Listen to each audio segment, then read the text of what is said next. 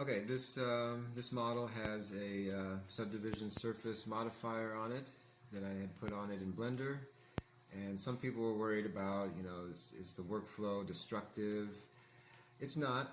Let me open in Blender again, and here we are, and I'll remove the modifier over here. I'm going to remove the modifier, and I'll just change the color real quick. And I'll save the file, and we're back in godot, and it's unsubdivided.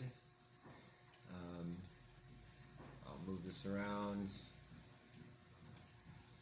maybe change the color here, and save the scene. There's a little bug here, I have to close that. I'll fix that later. And then we're back in Blender. And I'll use maybe some other modifier on here, maybe a simple deform, and I'll twist the model, and I will save that, and here it is back in Blender.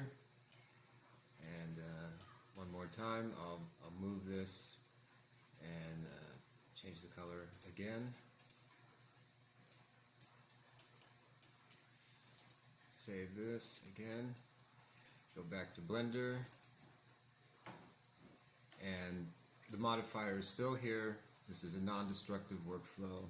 I can remove the modifier and save this, and we're back in godot. So that's fully non-destructive workflow.